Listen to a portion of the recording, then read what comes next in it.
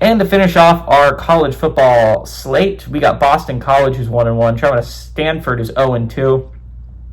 Boston College favorite at 13.5 points in the ACC network. Dylan Lonergan has gone 60 to 79 for the Eagles, thrown for 658 yards, 8 touchdowns, 0 interceptions. Turbo Richards had 29 carries for 103 yards and 2 touchdowns, and Lewis Bonds had 22 catches for 228 yards.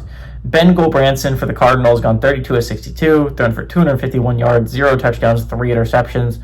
Micah Ford has had 33 carries for 134 yards and a touchdown, and Bryce Farrell's had 5 catches for 68 yards. Boston College is 2-2 against Stanford all time. Last game went to Boston College in 2002. Boston College is 0-2 when traveling to Stanford, though. They are 1-0 in one-possession football games. And both these teams are coming off a little bit different weeks, but both with the same outcome. Boston College is coming off a heartbreaker against Michigan State, a game you could have had, and a game you couldn't afford to drop if you're Boston College, right? On the road to Michigan State in double overtime, it stings if you're an Eagles fan, because that was a game you, number one, could have had. You could have beaten them. But number two, you kind of had to have, right? Still on the schedule for Boston College is Clemson and Notre Dame. Before you could have afforded to go 0-2 in those games, you can no longer. Now you have to go 1-1 at the bare minimum to try and make that college football playoff run if you're the Eagles.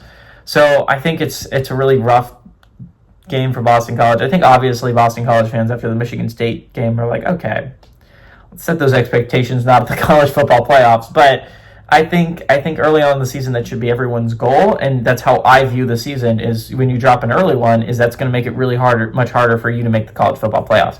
Stanford is in a position where they are almost dead in that college football playoff race. They are dead in our hearts and in our minds, but not on paper, technically speaking. They could still make an at-large berth if they go 10-0 down the stretch, if they win every single game. Has this been a team that has looked like they could do that? Absolutely not. This is a team that went on the road to loss to Hawaii, a Hawaii team that doesn't look that great in the Mountain West. This is a Stanford team that got their asses kicked against BYU last week. Now, to be fair to Stanford, BYU looks like a damn good football team. That looks like a team that should be in the top 25 and could be a college football playoff contender. But, I don't know if it gets easier for Stanford. I mean, they have San Jose State in a couple weeks. Maybe that'll lead to a win, maybe. That's it, though. I mean, Virginia was a game that maybe I thought for Stanford, but I just don't think that anymore. Virginia has looked like a competent football team, while Stanford has looked like the worst team in all of Power 4. I'm going to be really interested in this game because I think this is a chance at an elimination game, obviously, for Stanford. This is a game Boston College has to have.